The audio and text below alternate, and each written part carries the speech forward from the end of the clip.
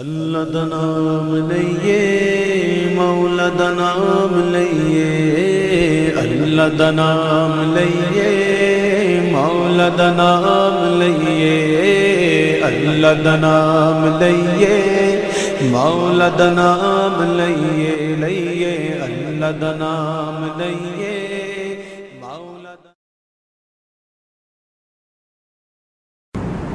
نحمده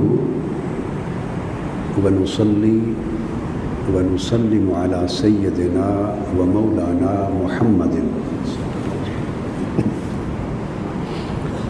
رسوله النبي الأمين المكين الحنين الكريم الرؤوف الرحيم. أما بعد،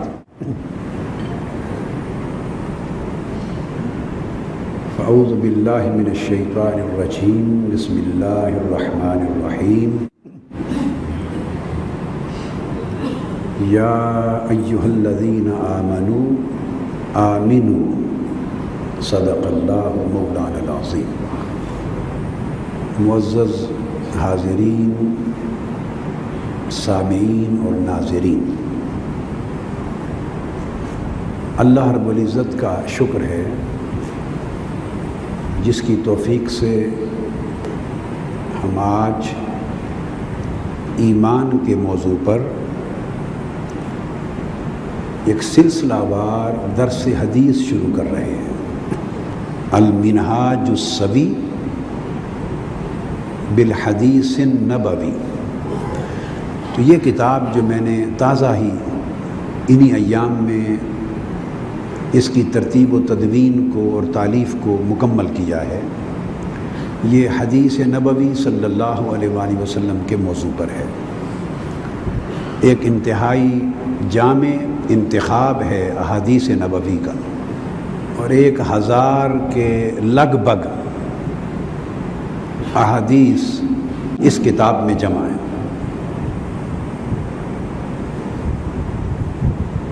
اور تمام ضروری امور ایمان سے لے کر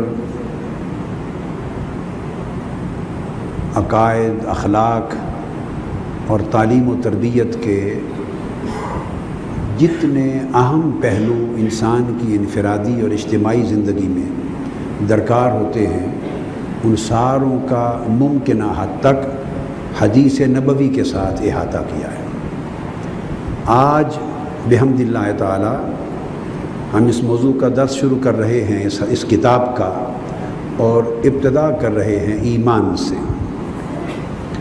ہر چند کے اس کا جو باب اول ہے، پہلا باب، وہ ہے ایمان، اسلام اور احسان کے موضوع پر. اور اس باب اول کی جو پہلی فصل ہے وہ ہے فصل فی الایمان، اور دوسری فصل ہے اس کی فی حقیقت الایمان. درس ترتیب وار تو میں انشاءاللہ ایمان کی فصل سے کروں گا، مگر آج سلسلہ گفتگو اور سلسلہ درس کی ابتدا اور افتتاح میں دوسری فصل کی پہلی حدیث سے کر رہا ہوں، خصوصی برکت کے پیش نظر. تو آج اس کے اوپر درس ہوگا، اور آئندہ اس کے بعد انشاءاللہ ہم فصل اول کی پہلی حدیث سے مضمون کو شروع کر دیں گے. میں جو حدیث آج پڑھ رہا ہوں یہ المنہاج السوی کے باب اول کی فصل دوم کی پہلی حدیث، اور یہ ہے حقیقت ایمان کے باب میں. عن عبد السلام ابن ابی صالح ابی السلط الہروی عن علی. اس پوری کتاب میں نے صرف منتہائے سند کو، یعنی صحابی کو ذکر کیا ہے، صحابی کا جس نے حدیث حضور علیہ الصلوۃ والسلام سے روایت کی ہے فقط، اور باقی سند بیان نہیں کی، چونکہ میں نے ہر حدیث کے آخر پر اس حدیث کا مصدر بخاری، مسلم، ترمذی، صحاح ستہ میں سے، صحیحین میں سے پوری حدیث کا کتاب، اس کی جلد، اس کا صفحہ حدیث نمبر اور بہت سارے مراجع تخریج کے ساتھ میں نے دے دیے ہیں، لہٰذا اسانید پڑھنے کے لیے اہل علم کو آسانی ہے کہ میں نے ہر حدیث کے تمام مراجع اور تخریجات تفصیل سے دے دی۔ صرف اس ایک حدیث کی میں نے سند بیان کی ہے اور اس کی وجہ آپ کو بعد میں عرض کرتا ہوں۔ تو عن ابی السلط الہروی عن علی بن موسیٰ الرضا عن ابیہ موسیٰ الکاظم عن جعفر بن محمد عن ابیہ یعنی عن محمد الباقر عن ابیہ عن علی بن الحسین یعنی علی زین العابدین عن ابیہ یعنی عن الامام حسین عن علی بن ابی طالب رضی اللہ تعالی عنہ قال قال رسول اللہ صلی اللہ علیہ وآلہ وسلم الایمان معرفۃ بالقلب وقول باللسان وعمل بالارکان۔ قال ابو السلط الہروی لو قرئ هذا الاسناد على مجنون لبرأ۔ رواہ ابن ماجہ والطبرانی والبیہقی او کما قال صلی اللہ علیہ وآلہ وسلم۔ اس حدیث کو سیدنا علی بن ابی طالب رضی اللہ تعالی عنہ کرم اللہ وجہہ الکریم، آپ نے روایت کیا حضور علیہ الصلوۃ والسلام سے کہ حضور نبی اکرم صلی اللہ علیہ وآلہ وسلم نے فرمایا کہ ایمان دل سے پہچاننے، زبان سے اقرار کرنے اور ارکان یعنی جسمانی اعضاء سے عمل کرنے کا نام ہے۔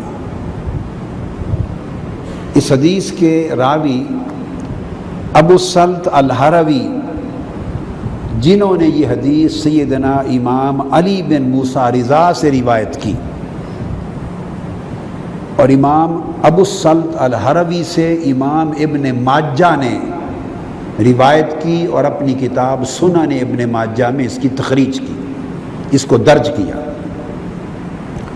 وہ بیان کرتے ہیں کہ اگر یہ سند، حدیث کی سند،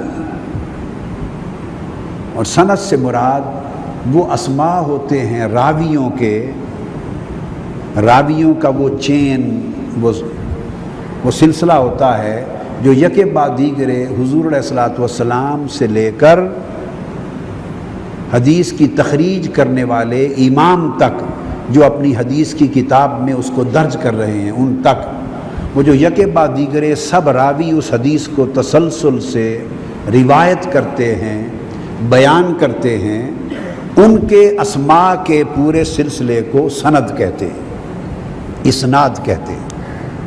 تو اب اس کی سند ہے امام علی بن موسیٰ رضا، انہوں نے یہ حدیث سنی اپنے والد سیدنا امام موسیٰ الکاظم سے، انہوں نے یہ حدیث روایت کی اپنے والد سیدنا امام جعفر الصادق سے، انہوں نے یہ حدیث روایت کی اپنے والد سیدنا محمد الباقر سے، انہوں نے یہ حدیث روایت کی اپنے والد سیدنا امام زین العابدین سے، انہوں نے یہ حدیث روایت کی اپنے والد سیدنا امام حسین سے، انہوں نے یہ حدیث روایت کی اپنے والد سیدنا علی بن ابی طالب مولا علی المرتضیٰ سے، اور انہوں نے یہ حدیث روایت کی سیدنا محمد النبی المصطفیٰ صلی اللہ تعالی علیہ وآلہ وسلم سے۔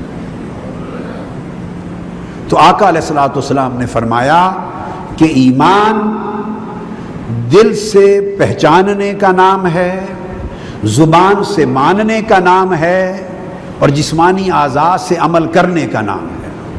یہ اس حدیث کی سند ہے۔ اب امام ابو السلط الہروی جو راوی ہیں امام ابن ماجہ کے، اور امام ابن ماجہ سیاہ ستہ کے 6 ائمہ حدیث میں سے ایک ہیں۔ اب وہ بیان کرتے ہیں کہ اگر یہ سند حدیث کا متن نہیں، حدیث کا متن نہیں، اگر یہ اسناد یعنی امام علی بن موسیٰ رضا کے نام سے لے کر حضور علیہ الصلوۃ والسلام کے اسم گرامی تک یہ جو پوری سند ہے روایت کرنے والوں کی، اور یہ ائمہ اطہار اہل بیت ہیں سارے، اگر یہ سند کسی پاگل کے اوپر یہ نام، اس سند کے نام پڑھ کر کسی پاگل پر دم کر دیا جائے تو وہ شفا یاب ہو جائے گا۔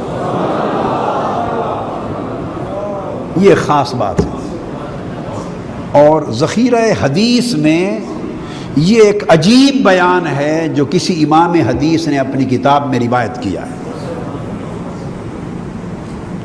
تو مضمون کی طرف میں بعد میں آتا ہوں، تو اس سے قبل یہ جو نکتہ بیان ہوا ہے اس کی تفصیل عرض کرتا ہوں تاکہ آپ کو وجہ بھی سمجھ میں آ جائے کہ اس المنہاج السوی کے درس کا آغاز میں فصل دوم کی پہلی حدیث سے اس لیے کر رہا ہوں تاکہ ہمارے سلسلہ وار درس میں ان ائمہ اطہار اہل بیت کا جو اسناد ہے اس کی برکت شامل ہو جائے۔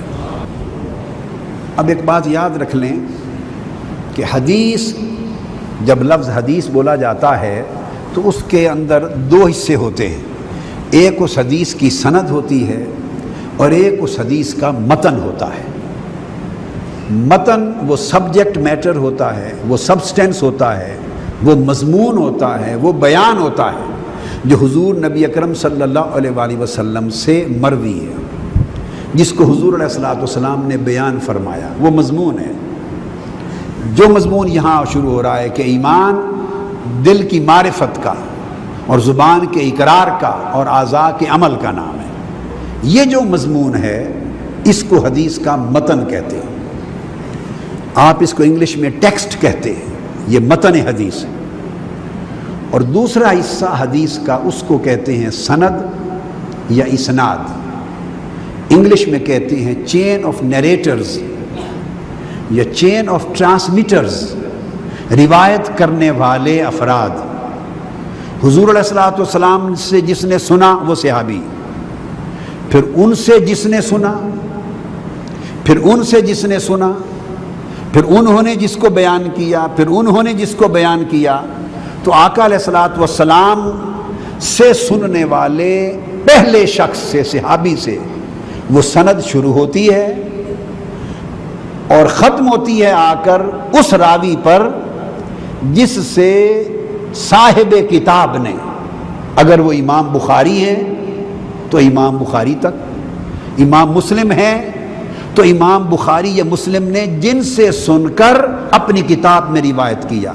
اگر امام ترمذی ہیں، ابو داؤد ہیں، نسائی ہیں، ابن ماجہ ہیں، تو انہوں نے صاحب ظاہر ہے اپنے ایک شیخ سے، اپنے استاد سے سنا اور ان سے سن کر اس پوری سند کے ساتھ جو انہوں نے بیان کی اپنی کتاب میں روایت کر دی۔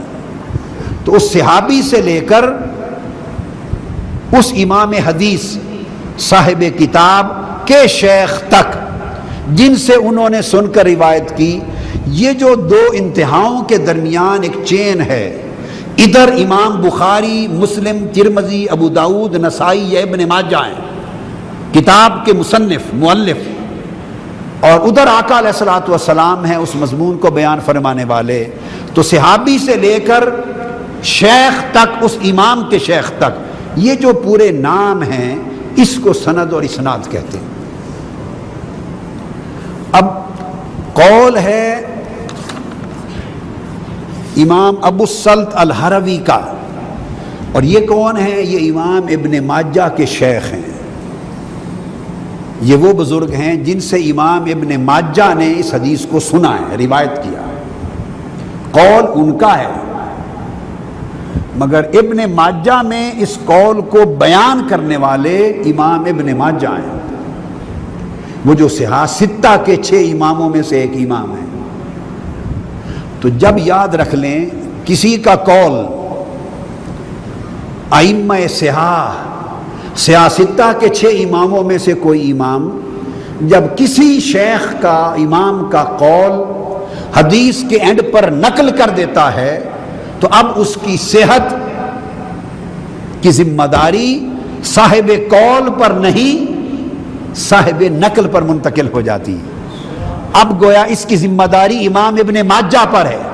امام ابن ماجہ نے اس قول کو تسلیم کیا، اس کو درست مانا، اپنے عقیدے میں اس کو ایکسپٹ کیا، تو تب انہوں نے اینڈ پر اپنی کتاب میں اس کو درج کر دیا، ورنہ یہ قول حدیث کا متن نہیں تھا، مضمون حدیث کا حصہ نہیں تھا، حدیث کے ٹیکسٹ کا حصہ نہیں تھا۔ وہ چاہتے تو اس کو نقل نہ کرتے۔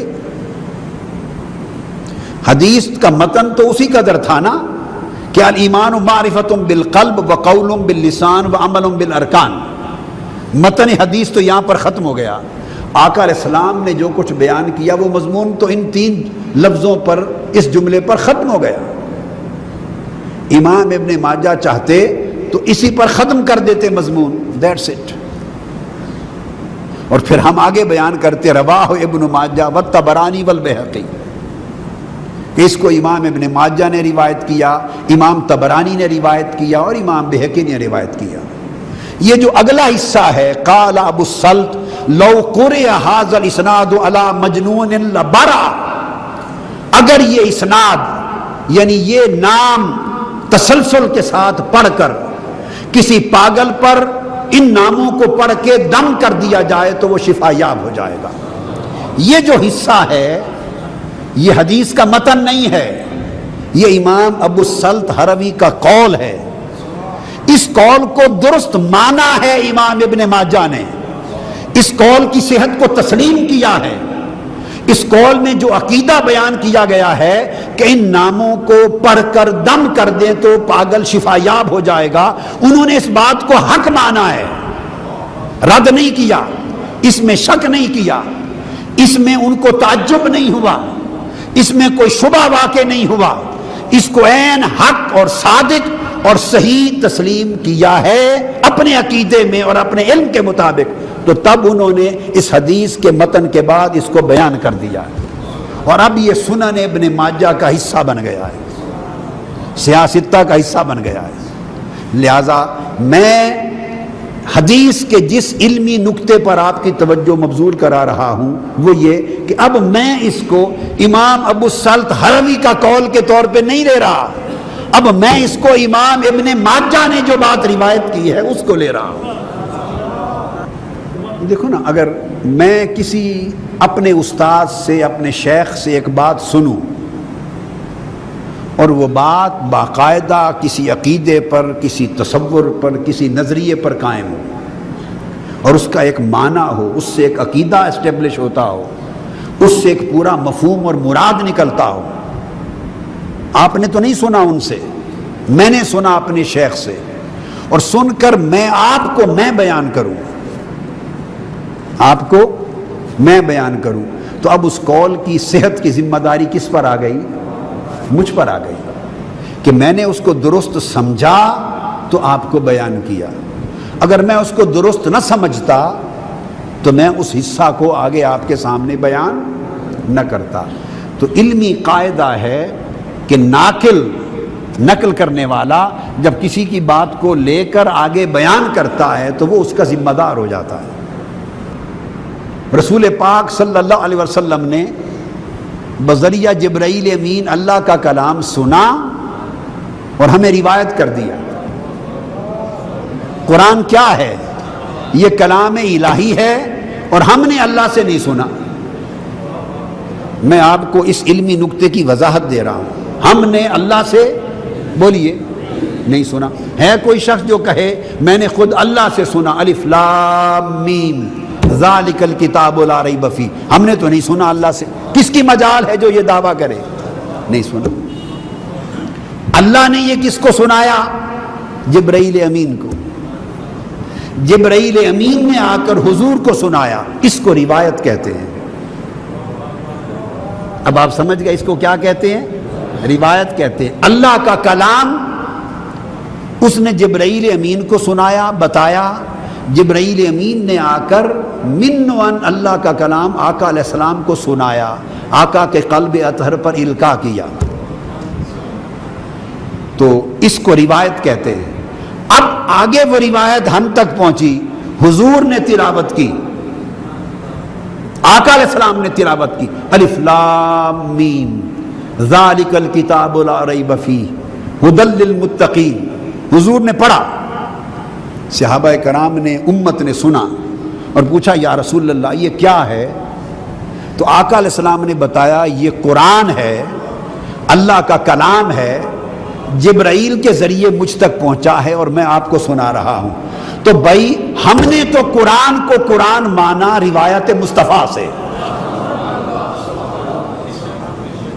ہم نے تو قرآن کو قرآن مانا روایت مصطفیٰ سے، روایت جبرائیل سے بھی نہیں، یہ بات سمجھنے والی ہے، روایت جبرائیل سے نہیں، ہم نے روایت مصطفیٰ سے مانا۔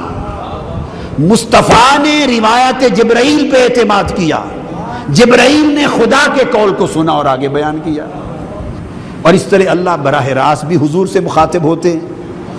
تو یہ اللہ کے کلام کا ہونا، اس کی صحت و حقانیت کے ذمہ دار تاجدار کائنات صلی اللہ علیہ وآلہ وسلم ہوئے، اور ہمارے لیے قرآن کے قرآن ہونے کے ذمہ دار حضور کی ذات اقدس ہوئی۔ اب آپ طریقہ سمجھ گئے کہ روایت میں اعتماد کس طرح بنتے ہیں۔ بس اسی اسلوب پر میں نے یہ بات آپ کو سمجھا دی کہ آقا علیہ الصلوۃ والسلام سے سیدنا مولا علی المرتضیٰ نے سنا، وہ آگے بیان کرتے کرتے ابو السلط ہروی تک آئے، ان سے امام ابن ماجہ نے سنا، تو حدیث تو ہو گئی ختم۔ اب اس کے بعد اگلا قول امام ابن ماجہ نے ان سے سن کے ہمیں روایت کر دیا، اپنی کتاب میں درج کر دیا۔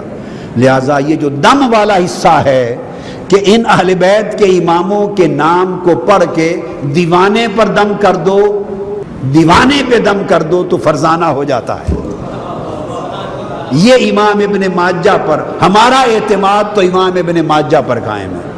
آگے امام ابن ماجہ جانے اور امام ابو السلط ہروی جانے، ہم تو امام ابو السلط ہروی سے ملے نہیں، ہم تو ملے ہیں امام ابن ماجہ سے، ان کی کتاب سنن ابن ماجہ کے ذریعے۔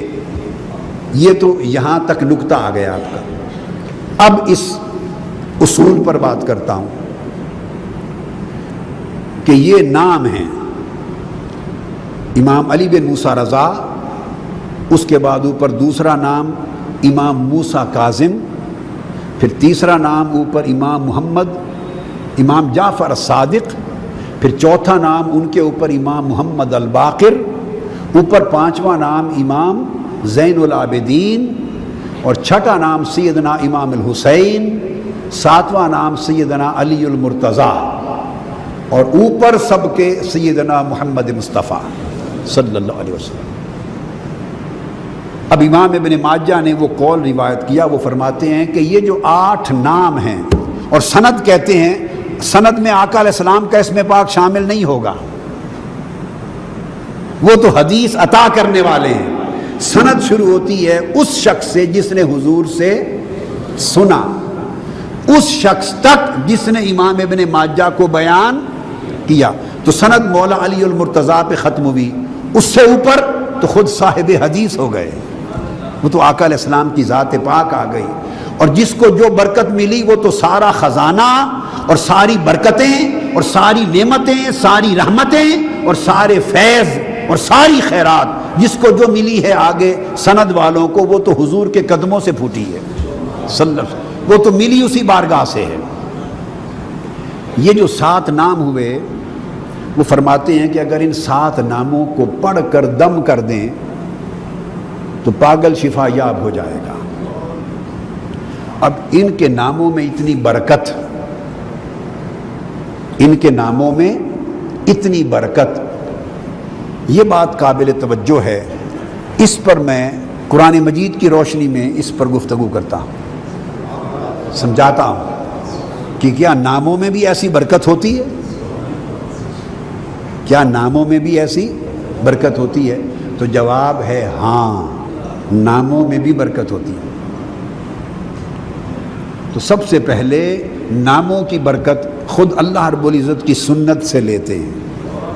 اللہ پاک نے اپنے نام گنوائے ہیں قرآن مجید میں، کیا؟ اپنے نام گنوائے ہیں اور فرمایا للہ الاسماء الحسنی، یہ اللہ کے اسماء حسنی ہیں۔ فرمایا ان میں سے جو نام بھی پڑھ لو اس سے برکت ہو جائے گی۔ تو اللہ اس کا اسم ذات ہے، وہ رحمان بھی ہے، وہ رحیم بھی ہے، وہ مالک بھی ہے، وہ ہادی بھی ہے، وہ غفور بھی ہے، وہ تواب بھی ہے، وہ غفار بھی ہے، وہ منعم بھی ہے۔ تو اللہ کے اسماء تو کثیر ہیں، مگر 99 اسماء حسنی کا یہ عدد تو ہر کوئی جانتا ہے یا نہیں جانتا ہے؟ اب اسلام کے اندر قاعدہ کلیہ کیا ہے، اور حضور علیہ السلام کی احادیث میں بیان کیا ہے کہ اگر اللہ کے یہ اسماء حسنی ان کو پڑھیں تو برکت ہوگی یا نہیں ہوگی؟ بولیے، ہوگی۔ تو اللہ کے نام کا ذکر کرنے سے بھی برکت ہوتی ہے اور نور ہوتا ہے۔ دو ذکر ہیں، ایک ہے اللہ کی ذات کا ذکر، اللہ کی ذات کو یاد کرنا، ایک ہے اللہ کے نام کا ذکر۔ فرمایا یا ایھا الذین آمنوا اذکروا اللہ ذکرا کثیرا، اے ایمان والو اللہ کو بہت یاد کیا کرو، اللہ کو بولیے بہت یاد کیا کرو، اللہ کا ذکر کیا کرو، اللہ کو بہت یاد کیا کرو۔ تو اللہ کو یاد کرنا یہ تو ہو گیا اللہ کی ذات کا ذکر۔ اب دوسرے مقام پر فرمایا وَاذْكُرِ اسْمَ رَبِّكَ وَتَبَتَّلْ إِلَيْهِ تَبْتِيلًا، وہاں تھا اللہ کی ذات کو یاد کیا کرو، یہاں فرمایا اللہ کے نام کو جپا کرو، اللہ کے نام کو جپا کرو۔ تو پتہ چلا ذات کا ذکر کرنا بھی حکم الہی ہے اور اس کے ناموں کا ذکر کرنا بھی حکم الہی ہے۔ وَاذْكُرِ اسْمَ رَبِّكَ، اللہ کا نام جپا کرو۔ وہ فرماتا ہے نام جپو میرا نام، ہو جائیں گے سب کام۔ نام جپو میرا نام جپا کرو، تمہارے سارے کام ہو جائیں گے۔ یہ جو قرآن مجید پڑھتے ہیں اور ہر کام شروع کرتے ہیں تو آقا علیہ السلام نے کیا حکم فرمایا؟ ہر کام سے پہلے کیا پڑھو؟ بسم اللہ الرحمن الرحیم، شروع اللہ کے نام سے۔ یہ نہیں فرمایا کہ شروع اللہ کی یاد سے، یہ نہیں فرمایا۔ آپ بات کو سمجھے ہیں؟ یہ نہیں فرمایا کہ شروع اللہ کی یاد سے، بولیے نا، یہ نہیں فرمایا بذکر اللہ الرحمن الرحیم، نہیں فرمایا۔ اللہ کے ذکر سے شروع کرتا ہوں جو رحمان و رحیم ہے، اللہ کی یاد سے شروع کرتا ہوں جو رحمان و رحیم ہے، یہ نہیں فرمایا۔ فرمایا لوگو ذات تک پہنچنا تو اگلا مرحلہ ہے، پہلے نام سے تعلق تو بناؤ، پہلے نام سے جڑو، پھر نام مجھ سے جوڑ دے گا۔ اور قاعدہ بھی ہے جس کسی سے محبت ہو جائے تو پہلے اس نام سے محبت ہوتی ہے۔ آدمی کثرت سے کسی نہ کسی بہانے محبوب کا نام لیتا ہے، بولیے لیتے ہو کہ نہیں؟ کثرت سے کسی نہ کسی بہانے محبوب کا نام لیتا ہے، اور نام کوئی لے تو اس کو اچھا لگتا ہے، اور پھر پوچھتا ہے کی آخیا جے کس کا نام لیا تسی؟ پوچھتا ہے کس کا نام لیا ہے، کیا کا سنا ہوتا ہے اس نے، جان بوجھ کے مچلا بنتا ہے کہ اس کا نام پھر لے، اس کا نام پھر لے۔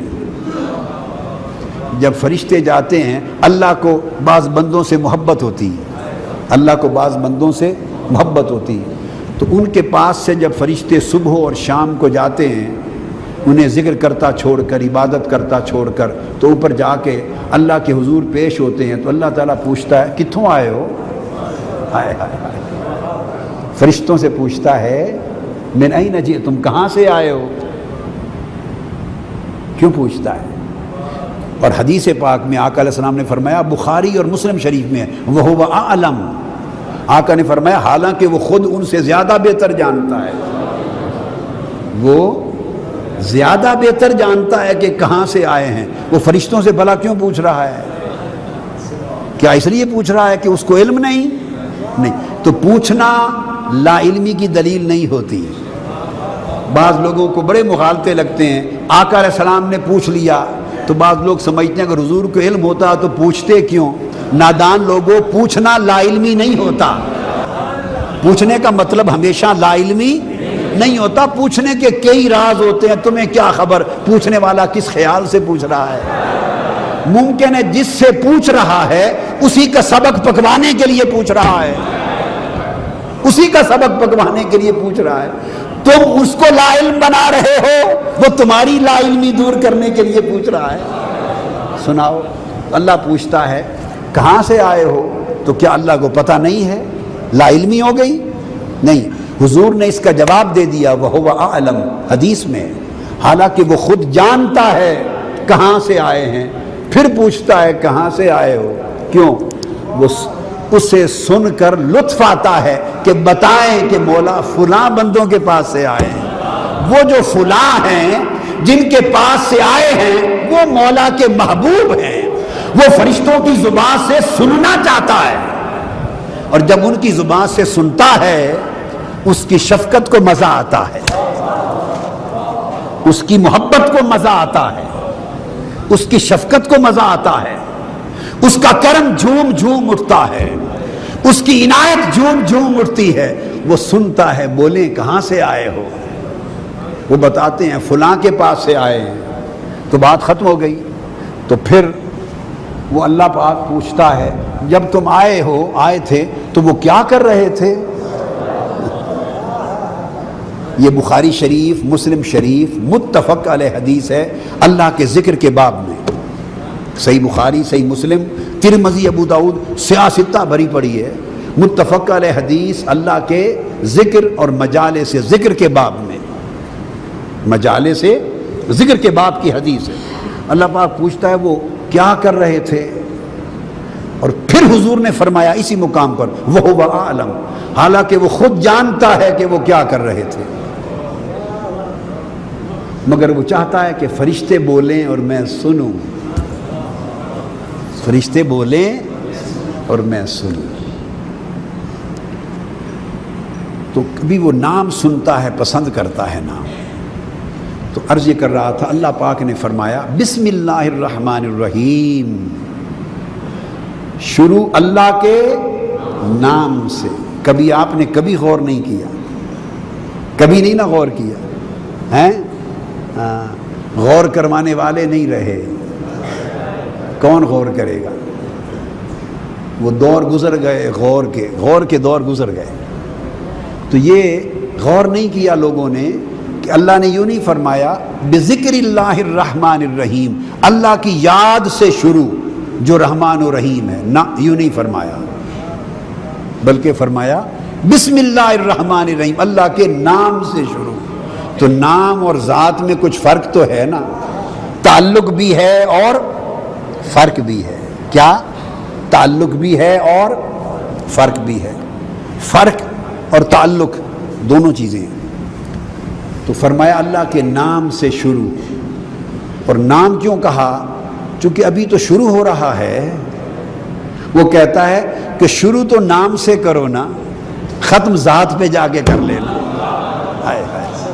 شروع نام سے کرو، بات کو شروع نام سے کرو، ختم ذات پہ کر لینا۔ ذکر جب چھڑ گیا قیامت کا، بات پہنچی تیری جوانی تک، تو بات کہیں سے شروع ہوتی ہے اور کہیں پہ جا کے ختم ہوتی ہے۔ تو فرمایا شروع میرے نام سے کر لو، ختم میری ذات پہ کر دینا۔ تو میں نے یہ نام اور ذات کا ایک تعلق سمجھایا ہے۔ تو پہلی بات یہ سمجھائی قرآن مجید سے کہ نام کی اہمیت ہے، اور یہ اللہ نے فرمایا جو میرے نام سے شروع نہ کرے اس کے کام میں برکت نہیں ہوتی۔ تو اب بولیے برکت کس نے ڈالی؟ بولیے نا، کس نے ڈالی؟ نام سے پڑی۔ فرمایا جو کوئی کام میرے نام سے شروع نہ کرے وہ ادھورا رہتا ہے، ناتمام رہتا ہے، برکت سے خالی رہتا ہے۔ جو میرے نام سے شروع نہ کرے وہ برکت سے خالی رہتا ہے۔ تو برکت کس سے آئی؟ بولیے، اللہ کے نام سے آئی، اللہ کے نام سے آئی۔ وہ تو برکتیں پیدا کرنے والا ہے، وہ تو برکتیں دینے والا ہے، مگر یہ جو برکت پڑی یہ اس کے نام سے پڑی۔ تو بات سمجھ میں آ گئی نا کہ نام بھی کوئی شے ہے۔ ایسے نہیں کہہ دیتے کہ نام کی بات چھوڑو۔ بعض لوگ آج کل دین پر بڑا ظلم ہے، دین پر یہ کچی پکی روٹی کے ساتھ دین کے عالم ہو گئے ہیں ہم لوگ، بڑا ظلم ہے۔ لہٰذا وہ کہہ دیتے ہیں جی ناموں میں کیا رکھا ہے، ساری بات کام میں ہے۔ وہ بھائی کام کی اپنی اہمیت ہے، تو کام کی اہمیت کا مطلب یہ تو نہیں کہ نام کی اہمیت کا انکار کر دو۔ نام کی اہمیت تو یہ ہے کہ آپ قرآن ہی نہیں پڑھ سکتے نام کے بغیر، اور کوئی کام ہی نہیں کر سکتے نام کے بغیر۔ کام بعد میں ہے، نام پہلے ہے۔ ٹھیک ہے، جب آپ کا بچہ پیدا ہوتا ہے، حضور علیہ السلام نے فرمایا، اب حدیث نبوی فرمایا، پہلا حق اولاد کا ماں باپ پر یہ ہے کہ نام اچھا رکھو۔ کیا؟ نام اچھا رکھو۔ کام اس کے بعد کو جا کے پتا چلے گا کہ کام اچھے ہیں یا نہیں، مگر فرمایا پہلا حق یہ ہے کہ نام اچھا رکھو۔ تو آقا علیہ السلام نے بچے کی زندگی اچھے نام سے کی، اس لیے کہ اس نام کا امپیکٹ پڑتا ہے کام پر۔ تو نام کی برکت ہوتی ہے۔ کیا؟ نام کی، فرمایا حسنوا اسماءہم، ان کے نام اچھے رکھا کرو، نام اچھے رکھا کرو۔ اور آقا علیہ السلام کی سنت تھی، جب کوئی شخص آتا اور اس کا نام اچھا نہ ہوتا، حدیث پاک ہے، اس پر کسی کو انکار نہیں، تو حضور علیہ السلام اس کا نام بدل دیتے۔ کیوں بدل دیتے؟ اگر نام سے کچھ نہیں بنتا تو جو ہے رکھا رہنے دیتے، بدل کیوں دیتے؟ برا نام بدل دیتے، اچھا نام رکھ دیتے۔ ارے دور نہیں جاتے، چونکہ ائمہ اہل بیت کی سند کی بات ہوئی ہے تو آؤ اہل بیت ہی کی بات کرتے ہیں۔ امام حسن مجتبیٰ پیدا ہوئے تو سیدنا مولا علی المرتضیٰ نے ان کا نام رکھا حرب۔ کیا نام رکھا؟ حرب نام رکھا۔ آقا علیہ السلام تشریف لائے، فرمایا کیا نام رکھا ہے؟ عرض کیا یا رسول اللہ حرب نام رکھا ہے۔ فرمایا نہیں، بدل دیا، اس کا نام حسن ہے۔ تو نام سے اگر کچھ نہیں ہوتا تو بدل کے نام کیوں رکھ دیا؟ حضور نے حرب نام رکھ کے حسن رکھ دیا۔ پھر حسین کی باری آئی، ان کو نام پسند تھا، جنگجو تھے، بہادر تھے، مجاہد تھے، وہ جنگجویانہ نام رکھنا چاہتے تھے۔ ان کا خیال تھا تاکہ اس نام سے ان کے اندر شجاعت پیدا ہوگی، باتیں سے ٹکرانے کی ہمت پیدا ہوگی، ایک سائیکولوجیکل امپیکٹ ہوگا، انقلابیت پیدا ہوگی۔ پھر نام رکھا حرب۔ تشریف لائے، حسین کی باری، فرمایا اس بیٹے کا نام کیا رکھا ہے؟ عرض کہ یا رسول اللہ اس کا حرب رکھا ہے۔ فرمایا نہیں، اس کا نام حسین ہوگا۔ تو آپ نے دیکھا اپنی اولاد کے نام بدل کے رکھ دیے۔ تو ابھی تک یہ نکتہ سمجھایا کہ نام میں کچھ ہے یا نہیں؟ بولیے۔ تو نام میں بہت کچھ ہے۔ تو پہلی بات یہ سمجھانا چاہتا تھا، کوئی یہ کہے کہ یہ کیا پڑھا ہے جی بھئی، یہ 7 اماموں کے نام ہیں تو ان کے نام پڑھ کے دم کر دو، کام ویسے ہوں یا نہ ہوں تو نام پڑھ کے دم کر دو، تو ناموں میں کیا پڑھا ہے؟ ہاں، تو ابھی تک یہ بتایا کہ ناموں میں بہت کچھ پڑھا ہے، ناموں میں بہت کچھ پڑھا ہے، اس لیے اس نے آپ کو اپنے 99 نام یاد کرائے ہیں۔ ذات ایک ہے، نام 99 بتائے ہیں۔ ذات ایک ہے، نام 99 بتائے ہیں۔ کیوں؟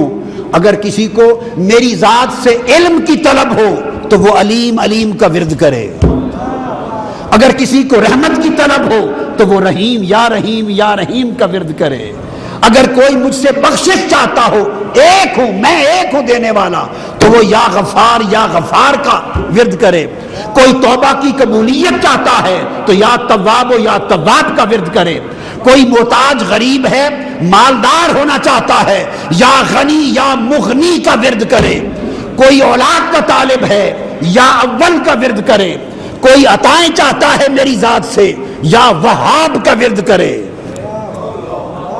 آپ بات کو سمجھے ہیں نا؟ کوئی جود و سخا چاہتا ہے یا کریم کا ورد کرے۔ میاں بیوی میں کوئی محبت چاہتا ہے کہ محبت پیدا ہو جائے، فرماتا ہے میرے نام یا ودود کا ورد کرو۔ تو دینے والا ایک ہے مگر مانگنے والے تو بہت سے ہیں نا، مانگنے والے تو بہت ہیں نا، اور مانگنے والوں کی حاجتیں تو بہت ہیں، ہماری ضرورتیں بہت ہیں، ہماری طلب بہت ہے، ہمارے سوال بہت ہیں، ہماری طرح طرح کی لاکھوں ضرورتیں۔ مولا تو ایک ہے، ہماری حاجتیں طرح طرح کی ہیں۔ کسی کا دل سیاہ ہے، کوئی ویسے بیمار ہے، بیمار کیا کرے؟ اسے کہے بیمار مجھے بلائے تو یا شافی کر کے بلائے، یا شافی کر کے بلائے۔ کوئی مہمات میں پھنسا ہوا ہے تو مولا وہ کیسے بلائے؟ اس نے کہا پھنسا ہوا بلائے تو یا کافی کر کے بلائے۔ کوئی مدد کا طلبگار ہے تو کیا کہے؟ وہ مجھے یا ناصر کر کے بلائے، یا قہار یا جبار کر کے بلائے۔ اب آپ سمجھ گیا نا بات کو؟ تو اللہ پاک نے فرمایا ذات تو ایک ہے، نام اس لیے بہت سے دیے ہیں کہ ہر نام سے میری صفت کی خیرات ملتی ہے، ہر نام سے میری عنایتوں کا خزانہ ملتا ہے۔ تو ابھی تک کیا بات معلوم ہوئی؟ نام میں کچھ ہے یا نہیں؟ بابا نام میں بہت کچھ ہے، نام میں بہت کچھ ہے، ورنہ تو اللہ اپنی کسی کتاب کا ہی نام نہ رکھتا، قرآن بھیج دیتا، کہتا یہ میری کتاب ہے، بس کتاب اللہ ہے۔ کیا کتاب اللہ ہے؟ اس نے تو اپنی کتاب کو کتاب اللہ ہی نہیں کہا، اس نے کہا انا انزلنا القرآن شہر رمضان الذی انزل فیہ القرآن۔ اس نے اپنی کتاب کا نام بھی قرآن رکھا۔ تو پتہ چلا کہ نام میں بہت کچھ ہے۔ یہ تو پہلا نقطہ کلیئر ہوا کہ ناموں کے پڑھ کے ورد کرنا، تو نام کی سگنیفیکنس کیا ہے۔ پھر آقا علیہ السلام نے فرمایا، حدیث ہے کہ کوئی اپنے بچوں کا نام محمد رکھو صلی اللہ علیہ وسلم، میرے نام پر نام رکھو۔ جس گھر میں محمد نام کا بچہ ہوگا اس گھر میں اللہ کی رحمت زیادہ ہوگی، اس گھر میں فرشتے آئیں گے، اس کے رزق میں برکت ہوگی، اللہ کی عطائیں ہوں گی۔ اور یہاں تک حدیث پاک میں آقا علیہ السلام نے فرمایا اگر کسی کا نام محمد ہو اور وہ تمہاری مجلس میں آ جائے تو اٹھ کے اس کو آگے جگہ دیا کرو، اس کے کام نہ دیکھو، نام دیکھو۔ کام اچھے ہیں تو ویسے ہی آپ عزت کر لیں گے، اگر کام اچھے ہیں تو ویسے ہی عزت کر لیں گے۔ فرمایا وہ تو ہو گئی کاموں کی عزت، تقویٰ کی عزت، لیکن فرمایا سٹوری وہاں پر ختم نہیں ہوتی۔ اگر اس کا نام میرے نام پر ہے تو میرے نام کی بھی عزت رکھو، لاج رکھو۔ تو اس کے لیے توسع ہو، اگر میرے نام والا آدمی آ جائے تو مجلس میں اس کو جگہ دیا کرو، اس کو نہ دیکھو، مجھے دیکھو کہ میرے نام، آپ عزت میرے نام کی کر رہے ہیں۔ اور فرمایا قیامت کے دن یا محمد صلی اللہ علیہ وسلم کر کے بلایا جائے گا، جتنے لوگوں کے نام محمد ہوں گے وہ سارے ہی دوڑ پڑیں گے، وہ سمجھیں گے شاید ہمیں بلاوا آیا ہے، ہمیں بلاوا آیا ہے۔ تو فرشتے روک لیں گے، انہوں کہ نہیں، یہ حضور محمد مصطفیٰ کو، حبیب کبریا کو صلی اللہ علیہ وسلم کو بلایا گیا ہے، تم واپس چلے جاؤ۔ اللہ پاک فرمائے گا مغالطے میں آ گئے ہیں، نام تو میرے مصطفیٰ کے نام کا ہے نا، جس کا نام محمد ہے واپس نہ موڑو، آنے دو، آنے دو۔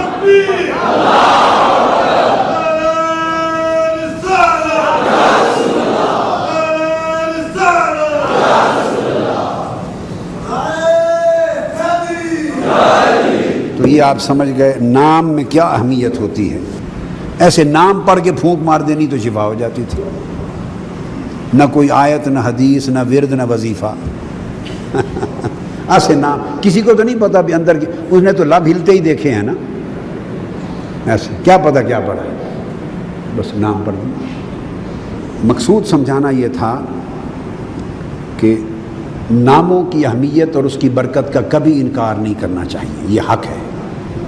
اب یہ تو نام ہے، نام کے علاوہ بھی نسبتوں سے برکت ہوتی ہے، نسبتوں سے، نام سے بڑی تو نسبت ہی کوئی نہیں نا، نام تو ذات کی علامت ہے، نام ذات کی علامت ہے، اس سے بڑی برکت کیا ہے اور اس سے بڑی نسبت کیا ہے؟ قرآن مجید نے تو بہت سی نسبتوں میں برکت رکھ دی۔ قرآن مجید کی طرف آئیے، ارشاد فرمایا، آقا علیہ الصلوۃ والسلام کے معراج پاک کا ذکر کیا، فرمایا سبحان الذی اسریٰ بعبدہ لیلا من المسجد الحرام الی المسجد الاقصی الذی بارکنا حولہ، پاک ہے وہ ذات جو اپنے عبد مقرب کو لے گئی رات کے تھوڑے سے لمحہ میں مسجد حرام سے مسجد اقصی تک۔ اب کون سی مسجد اقصی؟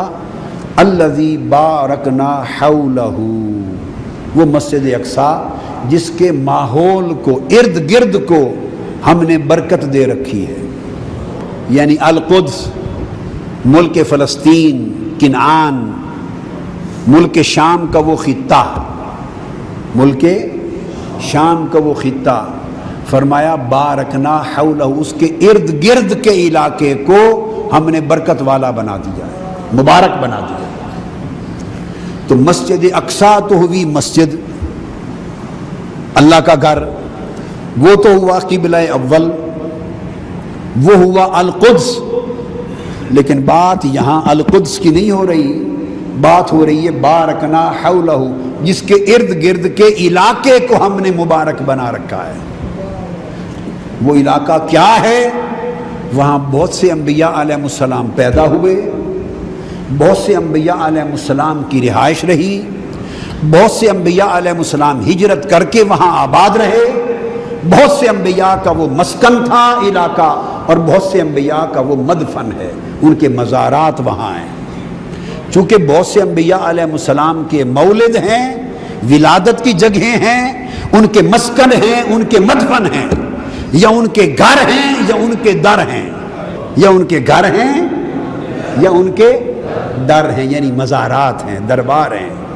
چونکہ ارد گرد کے ماحول انبیاء کے گھروں اور دروں کی وجہ سے اللہ پاک نے فرمایا اس ارد گرد کے علاقے کو ہم نے برکت دے دی ہے۔ تو جہاں اللہ کے بندے رہتے ہیں اس کے ارد گرد کی پوری لوکیلٹی اور علاقہ اللہ کی بارگاہ میں بابرکت ہو جاتا ہے۔ تو آپ نے دیکھا کہ علاقے میں برکت آ گئی یا نہیں؟ کون کہہ رہا ہے؟ بولیے، کون کہہ رہا ہے؟ اللہ پاک فرما رہا ہے اس علاقے میں برکت آ گئی، جہاں اللہ کے مبارک برگزیدہ بندے نبی رہے وہ علاقہ بابرکت ہو گیا۔ پھر یہ پورا ملک فلسطین اور ملک کنعان جو پرانا تھا، ارض شام کا وہ خطہ، اس کے لیے قرآن مجید نے فرمایا بنی اسرائیل کو ادخلوا الارض المقدسۃ التی کتب اللہ لکم، اے بنی اسرائیل اس ارض مقدس میں داخل ہو جاؤ، اس بزرگی والی زمین میں داخل ہو جاؤ۔ تو زمین کی کون سی بزرگی بھائی؟ دیکھنے میں وہی زمینیں ہوتی ہیں، وہی نالے، وہی ندیاں، وہی پہاڑ، وہی کھیت، وہی مٹی، وہی پتھر، بھائی اس کا کیمیکل اینگل سے تو وہ ساری زمین تو زمین ہی ہوتی ہے، تو وہ بزرگی والی زمین کیسے بن گئی؟ چونکہ اللہ کے برگزیدہ بندوں کی جگہ تھی، فرمایا اس بزرگی والی برگزیدہ زمین میں داخل ہو جاؤ، ادخلوا الارض المقدسۃ التی کتب اللہ لکم۔ تو گویا زمینیں بھی اللہ والوں کی وجہ سے برگزیدہ ہو جاتی ہیں۔ اور قسم ہے زیتون کی، اور قسم ہے طور سینا کی، اور قسم ہے اس امن والے شہر کی۔ کتنی قسمیں ہیں؟ 4۔ اب انجیر کی قسم کیوں کھائی؟ بھائی کیلا بھی پڑا ہوا ہے، سیب بھی ہے، ناشپاتی بھی ہے، انگور بھی ہیں، انار بھی ہیں، بڑے بڑے جنت کے پھل پڑے ہیں، اور بھی جنت کے بڑے بڑے پھل پڑے ہیں، اعلیٰ پھل پڑے ہیں۔ سارے پھلوں کو چھوڑ کر نہ تو رمان کی قسم ہے، نہ کیلوں کی قسم ہے، نہ سیب کی قسم ہے، نہ انگوروں کی قسم ہے، نہ انار کی قسم ہے، نہ ناشپاتی کی قسم ہے، نہ خربوزے کی، نہ تربوز کی۔ 1000 پھل اونچے سے اونچے پڑے، اور بڑے بڑے قیمتی پھل بھی دنیا میں پڑے ہیں، ان کی قسم نہیں، فرمایا انجیر کی قسم، زیتون کی قسم۔ یہ دو پھلوں میں کیا خوبی آ گئی؟ صرف اتنی بات کہ یہ پھل انبیاء کو پسند تھے، انبیاء کھاتے تھے۔ اس علاقے میں انبیاء آئے جہاں یہ پھل ہوتے تھے اور کثرت سے انبیاء کھاتے تھے، تو ارے جو انبیاء کا کھانا بن گیا وہ برکت والا پھل بنا اور خدا نے اس کی قسم کھا دی۔ تو ایک نسبت بن گئی، پھل کی، خوراک کی نسبت بنی، تو اللہ خوراکوں کی قسم کھاتا ہے، پھلوں کی قسم کھاتا ہے، انجیر کی کھاتا ہے، زیتون کی کھاتا ہے، پھر طور سینا کی قسم کھاتا ہے، اور جس پر موسیٰ علیہ السلام نے اللہ سے کلام کیا۔ اب کوئی اگر یہ خیال کرے وہ طور سینی نہ طور سینا کی قسم اس لیے کھائی کہ وہاں اللہ کی تجلی اتری، کیا اللہ کی تجلی اتری، تو اللہ کے بندو جہاں ایک تجلی اتری وہ جگہ قسم کے لائق ہے، یا جہاں رات دن اربوں کھربوں تجلیاں عرش پہ اترتی رہتی ہیں اس کی قسم کھانی چاہیے۔ وہ جو مالا اعلیٰ اور عرش الہی جہاں ہر وقت خدا کی تجلیات اترتی ہیں ان کی قسم کھانی چاہیے، یا جو ساری تاریخ میں ایک تجلی اتری اس کی قسم کھانی تھی؟ تو قسم تجلی کی وجہ سے نہیں کھائی، اور پھر اس کی اپنی تجلی ہے، متجلا، وہ جلوہ کرنے والا اپنی تجلی کی قسم کھائے؟ اگر کھانی ہے تو تجلیات کی نہ کھائے جہاں ہر وقت اترتی ہے۔ تو یہ طور سینا کی قسم تجلی سے نہیں کھائی، موسیٰ کی وجہ سے کھائی۔ ہائے ہائے، جس کی خاطر تجلی کی، جس نے جلوے کا مطالبہ کیا، جلوے کی درخواست کی، اور جس کی درخواست پر تجلی اتاری، اور جس سے کلام کیا مولا نے، تو طور سینا کی اہمیت حضرت موسیٰ کے سبب سے ہوئی، تو تجلی بھی انہی کے سبب سے اتری، تو یہ بھی نبی کے سبب سے قسم کھائی۔ وَهَذَا الْبَلَدِ الْأَمِينَ، اور فرمایا یہ امن والا شہر جس میں میرا مصطفیٰ پیدا ہوا ہے اور جس میں مصطفیٰ چلتے پھرتے ہیں، تو حضور کے قدموں کی وجہ سے شہر کو امن والا شہر بنا دیا، تو حضور کی ولادت نے شہر کو امن والا بنا دیا۔ تو ساری قسمیں آقا علیہ السلام کی نسبت سے ہیں، تو ارے شہروں، علاقوں، پہاڑوں کو نسبت، پھلوں کو نسبت مل جائے تو وہ اتنے بابرکت ہو جائیں، اور حضور کے آل، اہل بیت اور اولیاء ان کے ناموں کی نسبت تو پھر ان جگہوں کی نسبتوں سے کہیں بلند ہوتی ہے۔ اور ایک بات، ایک تفسیر اور بھی ہے، ائمہ تفسیر نے بیان کیا کہ یہ والتین والزیتون سے مراد انجیر اور زیتون نہیں ہیں، علاقے ہیں۔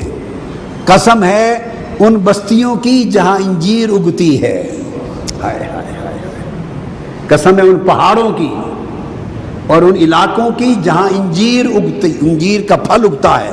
تو انجیر کے ذریعے قسم کھائی ہے ملک شام کی، انجیر کے ذریعے قسم کھائی ہے ملک شام کی، قسم ہے سرزمین شام کی۔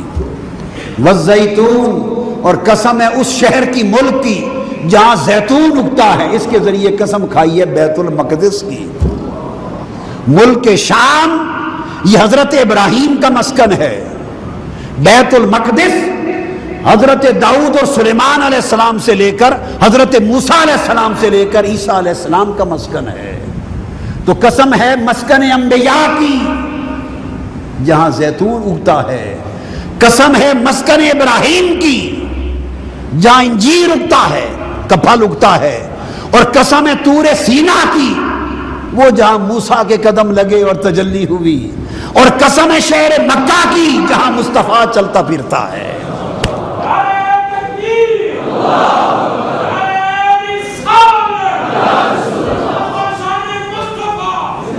تو آپ نے دیکھا تو اللہ پاک کس طرح نسبتوں سے کی قسمیں کھاتا ہے، شہروں کی قسمیں کھاتا ہے، پہاڑوں کی قسمیں کھاتا ہے، پہاڑوں کی، حتیٰ کہ جن گھوڑوں پر اس کے محبوب کے صحابی بیٹھ کر جہاد کرتے ہیں، اور وہ گھوڑے جب پتھریلی زمین پہ چلتے ہیں اور ان کی ٹاپوں سے پتھر سے جب رگڑ ہوتی ہے تو چنگاریاں نکلتی ہیں، وہ کہتا ہے مجھے ان چنگاریوں کی بھی قسم۔ تو ان چنگاریوں میں بھی کچھ ہے یا نہیں؟ ہے یا نہیں؟ قسم جو کھائی ہے۔ تو ان گھوڑوں کی ٹاپوں میں بھی کچھ ہے یا نہیں؟ گھوڑوں میں بھی کچھ ہے یا نہیں؟ کیوں بھائی؟ اپنا کسی میں کچھ نہیں، سارا کچھ اس نسبت سے ہے، سارا کچھ اس نسبت سے ہے۔ یہ جب آپ بات سمجھ گئے، یہاں ایک لطیفہ مجھے یاد آیا، وہ حضرت حاجی امداد اللہ مہاجر مکی رحمۃ اللہ علیہ کا بیان ہے۔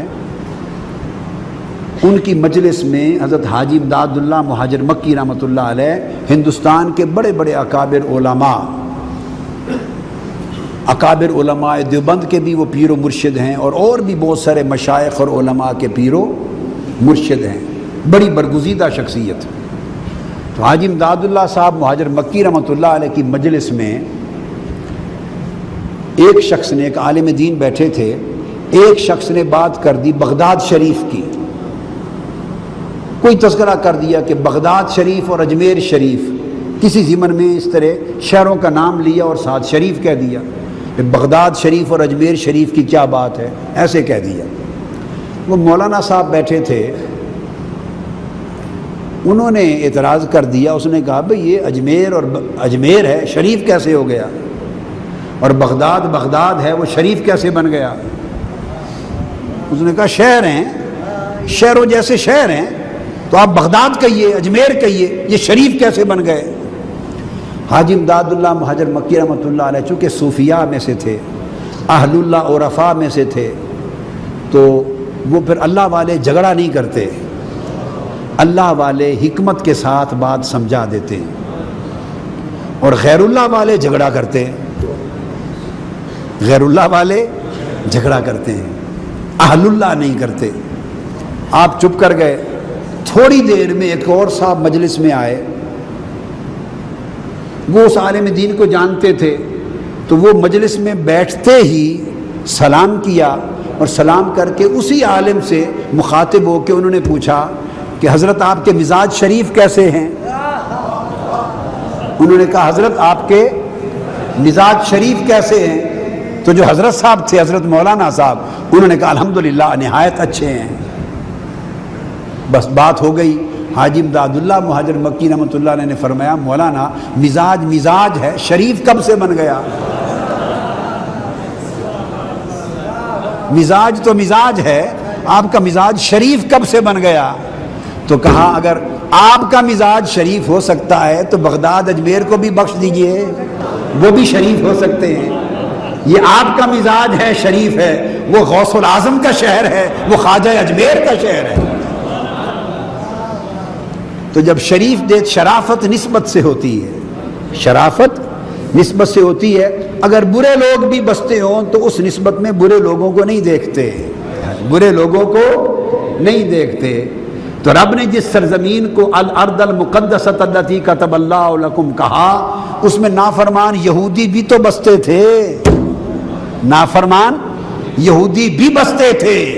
اور جس سرزمین کو اللہ نے فرمایا المسجد الاقصی الذی بارکنا حولہ، ارد گرد کے علاقے کو مبارک کر دیا، وہاں بھی نافرمان یہودی اور نصارہ بستے تھے، نافرمان بستے تھے، حضور کے منکر بستے تھے، اسلام کے منکر بستے تھے۔ لیکن جب اللہ نے ان زمینوں کو شریف کہنا چاہا تو ادھر دھیان نہیں کیا، وہ شرافت والوں کی طرف دھیان کیا۔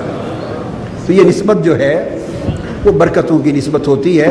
اس کے علاوہ لوگ بستے ہوں تو بھلا بستے پھریں، ہمارا کیا بگڑتا ہے؟ تو اللہ پاک کا جو کرم ہے، وہ جب کرم کرتا ہے تو وہ اپنے محبوب بندوں کو دیکھ کے نسبت شرف کی دے دیتا ہے، گناہ گاروں کو نظر انداز کرتا ہے۔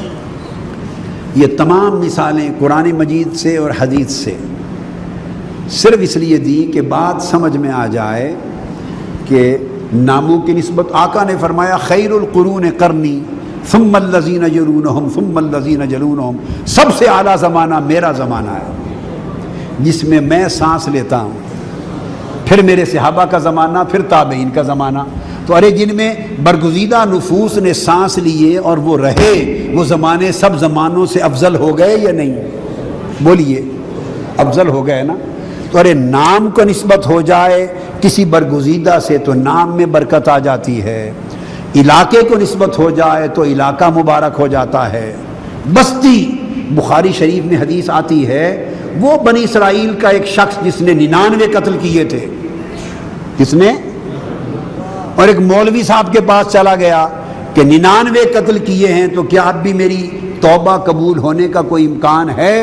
مولوی صاحب نے کہا لا حول ولا قوت الا باللہ، نہیں ہو سکتا، بالکل نہیں، اب تو جہنم میں جائے گا، کوئی توبہ کا دروازہ اب کھلا نہیں، بند ہو چکا ہے. اس نے کہا کہ بند تو ہو ہی چکا ہے تو مولوی صاحب پہ 99 کیوں رہنے دوں، عدد پورا ہی کیوں نہ کر دوں. اس نے مولوی صاحب کو ہی مار دیا اور عدد 100 کر دیے.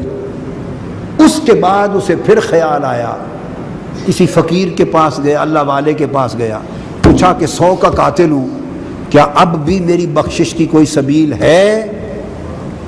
یہ بخاری شریف کی حدیث ہے، حدیث صحیح، اور بلکہ مسلم بخاری کی متفق علیہ حدیث، متفق علیہ. اس نے کہا ہاں ایک سبیل ہے، یہاں توبہ کرنے سے اب بخشش نہیں ہوگی، وہ دیکھ وہاں ایک القریۃ الصالحہ ہے، نیکوں کی بستی ہے، حدیث پاک میں. اور یہ حضور علیہ السلام نے بیان فرمایا قریۃ الصالحین، وہ اللہ والوں کی بستی ہے، وہ اللہ والوں کی بستی ہے. وہاں جا اور اللہ والوں کی بستی میں پہنچ کر اللہ والوں کی مجلس میں حاضر ہو کر توبہ کر، اللہ سے بخشش مانگ، ساتھ ان کا توسل ہوگا تو اللہ توبہ قبول کر لے گا. تو پھر آپ کو معلوم ہے معروف حدیث ہے حدیث. لیکن میں نے آج اتنی بات بتا دی کہ یہ کہانی نہیں ہے بنی اسرائیل کی، یہ بخاری مسلم کی متفق علیہ حدیث ہے. تو پھر آپ کو معلوم ہے اس کی بخشش ہو گئی. وہ راستے میں ہی تھا تو اس کی موت واقع ہو گئی. تو جنت کے فرشتے بھی آ گئے، دوزخ کے فرشتے بھی آ گئے. جنت والے کہیں یہ توبہ کی نیت سے اللہ والوں کی بستی کی طرف، نیکوں کی بستی کی طرف، ولیوں کی بستی کی طرف چل پڑا تھا، اس کی توبہ ہو گئی، جنت میں لے جائیں گے. دوزخ والے فرشتے کہیں نہیں ابھی توبہ تو ہوئی نہیں، ابھی تو سفر میں تھا، ہم دوزخ میں لے جائیں گے، 100 کا قاتل ہے. تو اللہ پاک نے فرشتے کو بھیجا ایک جج بنا کر.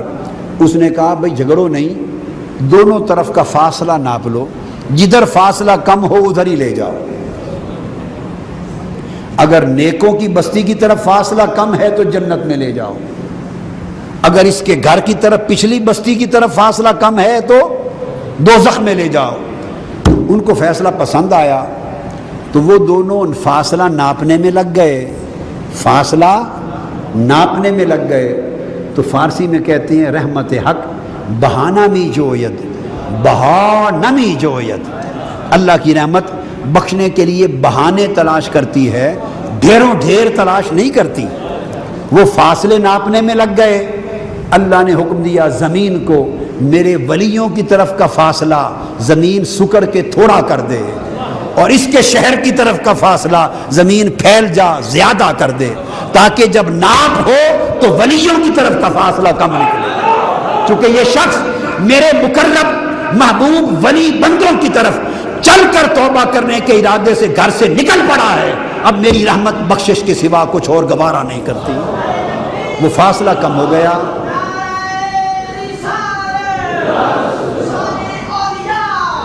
فاصلہ کم ہو گیا، فاصلہ کم ہو گیا تو اللہ پاک نے بخش دیا. تو اس حدیث میں لفظ کیا استعمال ہوئے؟ القریۃ الصالحہ. تو بھائی بستی تو بستی ہوتی ہے، صالحہ کہاں سے بن گئی؟ بھائی بستی میں تو گھر ہوں گے، گلیاں ہوں گی، دکانیں ہوں گی، بھائی بستی اسی کو ہی کہتے ہیں نا. تو بستی ہے، وہ صالحہ کب سے بن گئی؟ بھائی جب سے صالح لوگ اس میں بسنے لگے بستی صالحہ ہو گئی. تو اللہ والے جہاں بستے ہیں اللہ پوری بستی اور بستی والوں پہ کرم کر دیتا ہے. لوگ اللہ والوں کی برکت سے بہت کچھ کھاتے رہتے ہیں مگر ان کو ہوش نہیں ہوتی، ان کو خبر نہیں ہوتی کہ کتنا نفع اللہ والوں کی طرف سے ملتا رہتا ہے. تو یہ جو نسبتیں ہیں ان نسبتوں سے برکت آتی ہے، اور برکت دم کے ذریعے شفا یابی دیتی ہے۔ اب آپ سمجھ گئے یہ ساری نسبتیں تھیں، کہاں پہاڑ اور کہاں مصطفیٰ کی اولاد، کہاں ملک اور وطن اور زمینیں اور کہاں حضور کی اطرت اور آل، اور اطرت اور آل بھی عام نہیں، خاتون جنت کے شوہر، باب مدینۃ العلم، فاتح ولایت مولا علی المرتضیٰ، امام حسین کا نام جو آقا کے کندھوں پر کھیلنے والے، پھر امام زین العابدین کا نام جو کائنات کے کل عبادت گزاروں کی زینت، پھر امام محمد الباقر کا نام شہزادہ مصطفیٰ، امام جعفر الصادق کا نام جن کی بارگاہوں میں امام اعظم ابو حنیفہ بھی زانو تلمذ طے کرنے والے، پھر امام موسیٰ کاظم کا نام، پھر امام علی رضا کا نام جن سے سیدنا غوث العظم شیخ عبد القادر جیلانی کے فیض کے چشمے پھوٹے ہیں، اور کل ولیوں نے ولایت کے راستے لیے ہیں، اور کل صالحین نے صالحیت سیکھی ہے، اور کل پرہیزگاروں نے تقویٰ کی خیرات جن سے لی ہے، حضور کی اہل بیت اور اہل بیت کے امام اور کل ولیوں کے امام، ان کے ناموں کی سند یہ اصح الاسانید بھی ہے، یہ عظمت الاسانید بھی ہے، یہ اکبر الاسانید بھی ہے، یہ اقرب الاسانید بھی ہے، یہ احسن الاسانید بھی ہے۔ تو ان کے ناموں کو کہا کہ ان ائمہ اطہار کے برگزیدہ مقدس ناموں کو پڑھ کر جو دم کر دے اللہ اس پاگل کو شفا دے دیتا ہے، مگر اسی پاگل کو شفا ہوگی جو اس گل کو مانے گا۔ جو پاگل یہ گل نہیں مانتا، یہ بات نہیں مانتا، اس کے لیے کوئی شفا نہیں ہے۔ تو دم کرنے کی زبان بھی پاک ہونی چاہیے۔ ہم لوگوں نے دم کو تماشا بنا لیا ہے سوسائٹی میں، نہ نماز، نہ روزہ، نہ حج، نہ زکوٰۃ، نہ تقویٰ، نہ طہارت، نہ حلال و حرام کی پرواہ، نہ طہارت کی پرواہ، زبان سے گالی گلوچ، غیبت، چغلی، جھوٹ، کبر، تکبر، حسد، بغض اور اناد، ظاہر باطن گندگی اور غلاظت سے بڑے ہوئے ہیں، اور پیسے لے کے دم کا کاروبار کرتے ہیں۔ یہ دم نہیں ہے، یہ تماشا ہے۔ یہ دم نہیں ہے، یہ تماشا ہے۔ تو پڑھ کے دم کرنا بابرکت اسماء کا، زبان بھی برکت والی ہو،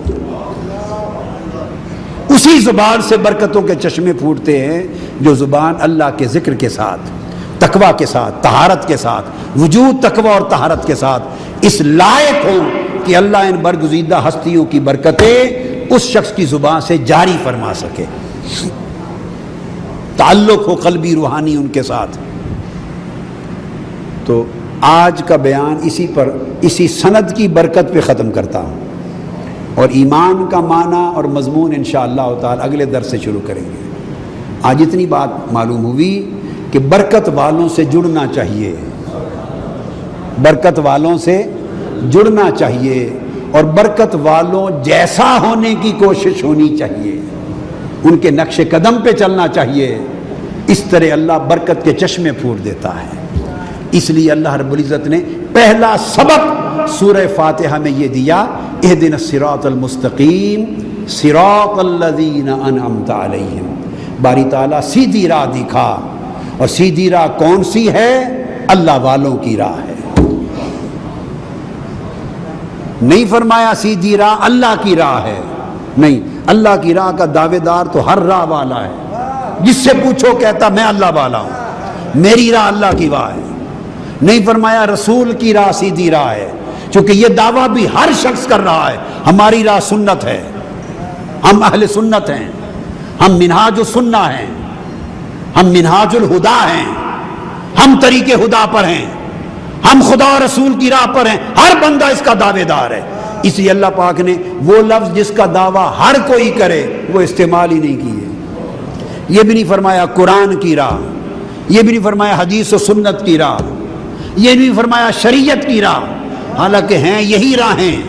یہ صراط مستقیم بھائی شریعت ہی کی راہ تو ہے، یہ سنت ہی کی راہ ہے، یہ قرآن ہی کی راہ ہے، یہ نبی ہی کی راہ ہے اور اللہ کی راہ ہے، اس میں شک نہیں۔ مگر اللہ پاک نے یہاں عنوان یہ قائم نہیں کیا تاکہ اس کو کوئی مس انٹرپریٹ نہ کرے، دھوکہ بازی نہ کرے، لوگ کنفیوز نہ ہو جائیں۔ ہر کوئی قرآن و سنت کی بات کرتا ہے، بھئی کس طرح پتہ چلے کہ صحیح راہ کیا ہے؟ اللہ پاک نے مشخص کر دیا، پرسونیفائی کر دیا، کیٹیگرائز کر دیا، کلاسیفائی کر دیا، ڈٹرمن کر دیا۔ اللہ رب العزت نے کیٹیگوریکلی ڈٹرمن کر دیا کہ کسی فکر میں، بحث میں، الجھاؤ میں، مناظرے میں مت پڑو۔ سیدھی راہ کیا ہے میں معین کر دیتا ہوں، صراط الذین انعمت علیہم۔ سیدھی راہ ان لوگوں کی راہ ہے، ان مردوں کی راہ ہے، مردان حق کی، ان اشخاص کی راہ ہے، ان افراد کی راہ ہے، ان لوگوں کی راہ ہے جن پر میں نے انعام کیا ہے۔ تو اللہ کے انعام یافتہ بندوں کی راہ کو سیدھی راہ قرار دیا۔ تو اللہ نے اپنی راہ کو نہیں، اپنے بندوں کی راہ کو سیدھی راہ قرار دیا۔ جانا اسی کی طرف ہے، مگر فرمایا میرے انعام یافتہ بندوں سے جڑ جاؤ، میرے بندوں سے جڑ جاؤ گے تو میرے بندے تمہیں مجھ سے جوڑ دیں گے۔ اور یہ انعام یافتہ بندے کون ہیں؟ موٹے موٹے دو طبقات ہیں، قرآن نے چار کہے، النبیین والصدیقین والشہداء والصالحین۔ چار، نبی، صدیق، شہید اور صالحین۔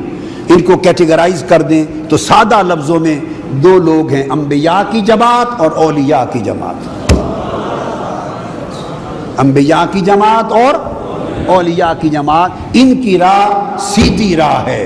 اب آپ کہہ سکتے ہیں کہ انبیاء کی ہی کہہ دیتے تو بات کافی تھی، ساتھ صالحین، صدیقین، اولیاء کا ذکر کیوں کیا؟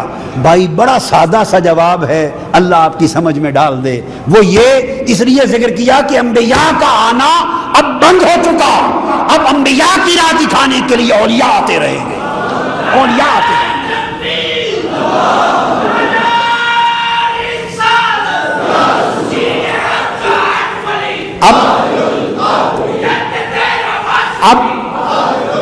اب انبیاء طریق نبوت دکھانے کے لیے، طریق ہدایت دکھانے کے لیے کوئی نبی خود نہیں آئے گا۔ اب یا ان کا دیا ہوا قرآن، آقا کا دیا ہوا قرآن رہ گیا اور حضور کی دی ہوئی سنت رہ گئی۔ اب رہ گئی یہ بات کہ قرآن و سنت ہے مگر اس پر کوئی تکرار کرے گا، جھگڑا کرے گا، ہر کوئی اپنے اپنے معنی بیان کرے گا۔ فرمایا کسی کے معنی کے پیچھے نہ چلو، قرآن و سنت کی تعبیر جو اولیاء کرتے ہیں وہ نبیوں کی راہ ہے۔ قرآن و سنت کی وہ راہ ہے جو اولیاء کی راہ ہے۔ فرمایا صراط الذین انعمت علیہم، انعام یافتہ بندوں کی راہ وہ نبیوں کی راہ اور ولیوں کی راہ ہے۔ تو آپ نے دیکھا اس سورہ فاتحہ میں بھی اللہ پاک نے اللہ والوں سے جوڑ دیا، اللہ پاک نے اللہ والوں سے جوڑ دیا، نسبت دے دی، برگزیدہ بندوں کی نسبت دے دی۔ تو برگزیدہ بندوں کی نسبت میں برگزیدگی ہوتی ہے، برکت والوں کی نسبت میں برکت ہوتی ہے، اللہ والوں کی نسبت سے اللہ ملتا ہے، خیر والوں کی نسبت سے خیرات نصیب ہوتی ہے، نیکی والوں کی نسبت سے نیکی ملتی ہے۔ اللہ رب العزت ہمیں اس کو سمجھنے کی بھی توفیق دے اور اپنی زندگیوں میں اسے اتار لینے کی بھی توفیق دے۔ ہم زبانی کلامی واہ واہ کرنے والے نہ رہیں بلکہ عمل میں ان حقیقتوں کو ڈھال لینے والے بن جائیں۔ وما علینا الا البلاغ۔ مولا نام لئیے، اللہ نام لئیے، مولا نام لئیے، اللہ نام لئیے، مولا نام لئیے، لئیے اللہ نام لئیے، مولا